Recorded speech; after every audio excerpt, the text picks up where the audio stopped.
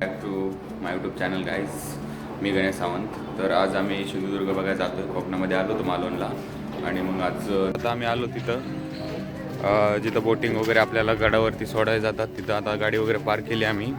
आणि आता बोटिंगचं तिकीट काढायला जातो आहे. पण आता तिकीट घेतलं आहे. हे बघा आम्ही 5 जण होतो तो घेतलं असं भेटतं आहे. आता समोर गेल्यानंतर अशी वेटिंग आहे गाईज. इथून सिंधुदुर्ग किल्ला असा हा दिसतो. हा इकडं समोरचा हा सिंधुदुर्ग किल्ला. आणि तुम्ही हे बघा इथलचा नजारा बघा. सगळ्या बोटवरती भगवाच फडकतोय. आणि भगवा फडकणारे बघा आपले राजे तलवार घेऊन इकडे त्यांचा स्टॅच्यू. आता आम्ही गडाच्या इथं पायथ्याशी आलेलो आणि उतरतोय. म्हणजे हा दरवाजा दिसणारच नाही कारण की सगळ्या साईडनं नाही का तुम्हाला वाटणार की प्रत्येक साईडला आपल्याला असं बुरुज टाईप दिसणार आहे असं. आणि महादरवाजा लपवलेला आहे. हे जे महादरवाजा दिसतो आणि त्यामधून आत गेले की लगेच पाहायला मिळते पहिल्या काळात ती तोफ. रूम टाईप दिसतं. त्या रूम टाईपमध्ये त्या काळात आपले सैनिक पावसाच्या टायमाला तिथे बसायचे आणि तिथे 2 तोफा तयार असायच्या. शत्रू जरी आपल्याला चालून आला तर शत्रूचं आक्रमण तोडायला जर दरवाजा तुटला तर तिथून आक्रमण करता यावं अशी भुयारी मार्ग तिथं मार्गाने तयार केला. आता इथून आपण किल्ल्याची सुरुवात करतो. ते सगळं काही अजून पण आहे बरोबर ना दादा? बरोबर आहे. 48 बुरुज आहे एक किल्ल्यावर आणि 48 बुरुजावरून आपण उभं राहून साधारण 7 ते 8 किलोमीटरचा परिसर बघू शकतो त्या काळात. आणि आता पण बघू शकतो वातावरण जर क्लिअर असेल तर. किल्ला बांधण्याचं कारण असं की समुद्रशक्ती आणि हा किल्ला मराठ्यांचा समुद्रशक्तीवरचा गौरवशाली किल्ला मानला जातो. त्यामुळे याचं महत्त्व मराठ्यांच्या इतिहासात खूप महत्त्वाचं आहे. कारण ह्या किल्ल्यामुळं आज आपल्या महाराजांच्या काळात या किल्ल्यामुळे पोर्तुगीज, इंग्रज आणि डच आणि मोगल यांना बऱ्यापैकी ताब्यात आणण्यासाठी किंवा त्यांच्या वचक बसवण्यासाठी महाराजांनी तळकोकणात हा किल्ला बांधला. हा किल्ला बांधण्याचा पाया भरताना महाराजांनी इथं 200 ते 300 टन हे त्या काळी शिसम टाकलेलं शिसं. ते शिसाचं बांधकाम करून महाराजांनी पायाभरणी केली. आणि पायाभरणी करताना त्या गडावर एक सूर्याचा आकार आणि एक चंद्राचा आकार काढून एक गणपती स्थापना करून ह्या गडाची पायाभरणी महाराजांनी स्वतः महाराजांनी केली. आणि हा असं म्हणतं की एकमेव किल्ला आहे की तिथं महाराजांच्या पायाचे ठसे आहेत. हां, आणि महाराजांचं मंदिर पण पहिलं ह्याच किल्ल्यावर झालेलं आहे. त्याच्यानंतर दुसऱ्या किल्ल्यावरती झालेले. दुसऱ्या किल्ल्यावर नाहीच. महाराष्ट्रात फक्त एकच मंदिर आहे ते महाराजांचं आपल्याला भेटतंय सिंधुदुर्ग आणि ते बांधलंय राजाराम महाराजांनी बांधलेलं. आणि दुसरं मंदिर आपल्याला कर्नाटकात भेटतं. असे 2च महाराजांचे. महाराज असताना मंदिर ते कर्नाटकात. महाराज नसताना त्यांच्या मुलांनी राजाराम महाराजांनी तिथं महाराजांचं स्मारक म्हणून तिथं महाराजांचं मंदिर बांधलेलं. म्हणजे तिथे जाऊन म्हणजे महाराजांच्या मूर्तीचं दर्शन वगैरे घेतलंय. त्या मंदिराला नाव आहे शिवराजेश्वर मंदिर. आणि 1695ला ही मूर्ती बांधण्यात आली.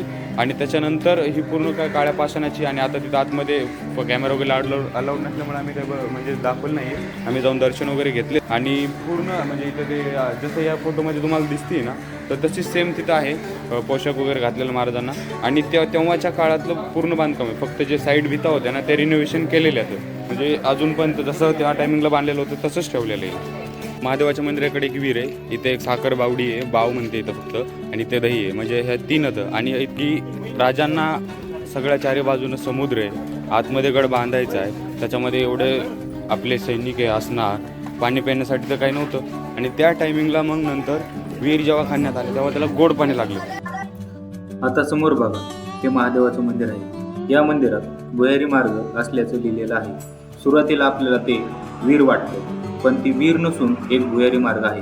हा मार्ग किल्ल्याबाहेर सुमारे 7 किलोमीटरपर्यंत जातो.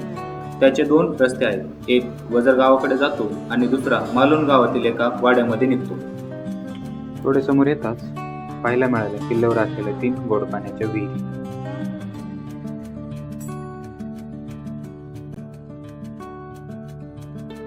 हा बुरुज आहे. आपला त्या बुरुजावरती आपला म्हणजे 200 फुटाचा 200 फुटाचा ध्वज होता महाराजांच्या काळात. तेवढा वरती फडकत होता भगवा आपला.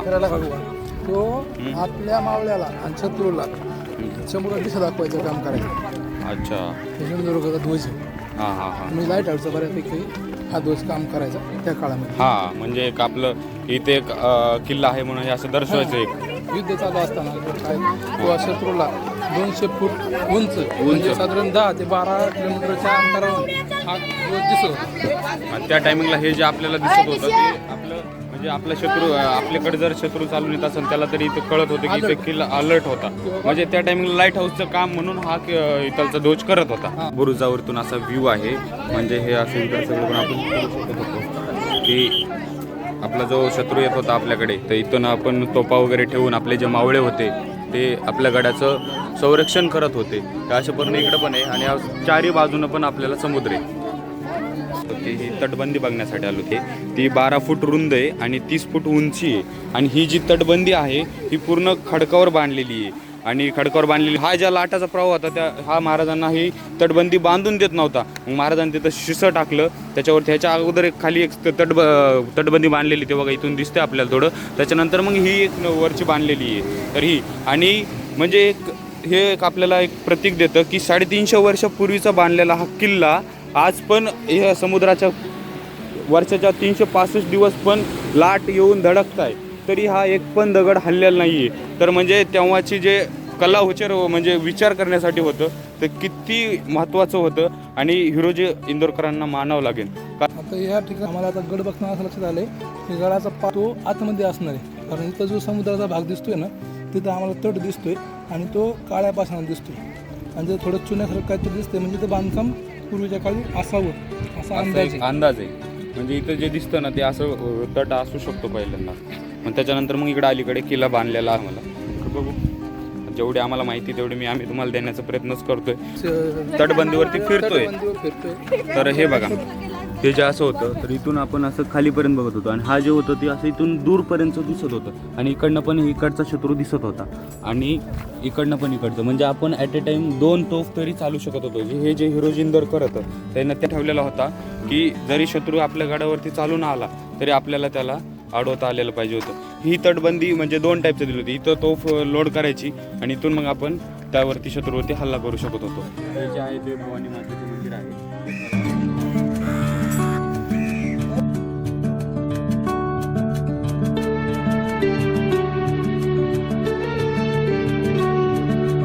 इथे समोर आले की लगेच म्युझियम आहे त्यामध्ये दाखवलेलं आहे महाराजांच्या काळामध्ये तलवार वगैरे यूज केलेल्या.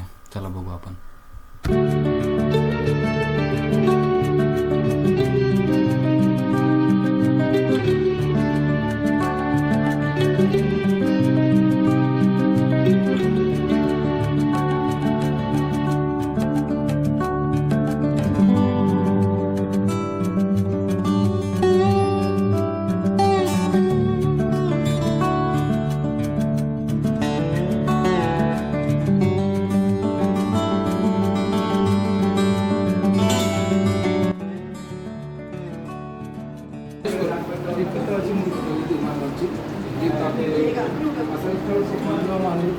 त्यावेळी सावंतांनी तलवार द्यायच्या आधी ह्या तलवारींनी महाराजांनी तुळकोकणात केली.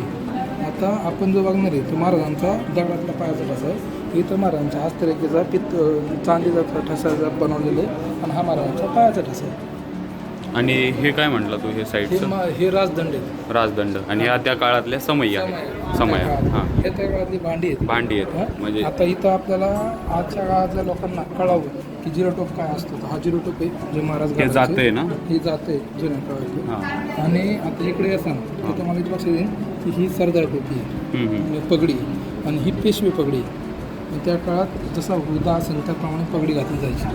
आणि ह्या राजांचं हे वागणं आपण बघितलेलं आहे. महाराजांनी प्रतापगडच्या युद्धात वापरलेले शस्त्र हे महाराजांचं शिरस्थान म्हणजे ते डोक्यावर आपण युद्धात काळातला वापरतो ते ही हातासाठी संरक्षण होतं. ह्या छोट्याशा ढालीत जेव्हा छोटे मावळे या गडावर म्हणजे तलवारीची प्रॅक्टिस करायची किंवा हे करायची त्यावेळी ह्या ढालीचा वापर व्हायचा. हे मराठ्यांचं सगळ्यात मोठं जात आहे युद्धात वापरलं जायचं. छोट्या तोफखाना आहे जेव्हा छोट्या बोटी असतात त्याच्या युद्ध करणाऱ्या तोफखान्याचा यूज करायचे. त्या काळात महाराजांच्या देवघरातले हे साहित्य याप्रमाणे देवघर त्या काळात लोक पूजा करत होते. आता विठ्ठल नावाचं शस्त्र आहे. या प्रामुख्याने हे शस्त्र युद्ध करेल. हे शस्त्र प्रामुख्याने अफजल खानाच्या युद्धात आपण नागराने जास्त वापरलो. त्यानंतर पन्हाळगडच्या युद्धात पण आपण वापरलं. झाडात लपून झुडपात लपून 20 फूट आपल्याला शत्रूला आणि ही जी दोरी बांधत होती ती आपल्या हाताला बांधायची का? हां, ही दोरी मंत्राला बांधलेली असायची आणि लपून आपण 20 फुटापर्यंत शत्रू वार करून परत आपले शस्त्र माघारी घेऊ शकतो. म्हणजे आपण ते रिपीट यूजसाठी करत होतो. रियूज आणि दूरचं शत्रू न बघता मारण्यासाठी हे शस्त्र वापरले. ते महाराजांचं एक अद्भुत शस्त्र होतं. इकडं फक्त आपण दान करतो. दान करतो जेव्हा घातलं तर एक माणूस हा 8 फुटापर्यंत माणसांचा घेरा आपल्या अंगावरती करतो. पण हे शस्त्र चालवण्यासाठी स्वतः इतकं निपुण असायला पाहिजे, कारण हे शस्त्र चालवणं खूप अवघड आहे आणि ह्याचे वार आपल्या ओपन होऊ शकतात. हे शस्त्र बाजू लोकांनी पाहून ठेवले वापरले. ही धूप आहे, ही मराठा धूप आहे. ही साधारण 4.5 फुटाची मराठा धूप आहे. ते अंकुश आहे का तो आपण वापरतो. आता गुरुजा इथं ते भाले राजेश्वराची पालखी दर 12 वर्षांनी ही पालखी बाहेर निघते. महाराजांच्या जेव्हा छबिना निघतो तर रामेश्वराची पालखी दर 12 वर्षांनी राजेश्वराच्या मंदिरात येते आणि दोघांचा छबिना या गडावर फिरवला जातो सिंधुदुर्गला. आणि इथं या गडावर महाराजांचा राजदंड आणि महाराजांच्या राज्याभिषेकाचे वापर होते. हे सगळे साहित्य इथं वापरले जाते. म्युझिशियममधून थोडं बाहेर आलं की लगेच तुम्हाला महाराजांच्या हाताचे ठसे दिसतील. छत्रपती शिवाजी महाराजांच्या हाताच्या आणि पायाच्या ठश्याकडे जाणाराचा रस्ता दाखवतील. ते असं इथून वरती गेल्यानंतर आहे तिथं. चला मी दाखवतो तुम्हाला, वरती जातो. मग त्यानंतर इथं मस्त महाराजांच्या हाताचा ठसा आहे. हे बघा मला दिसतोय का? Sorry torch.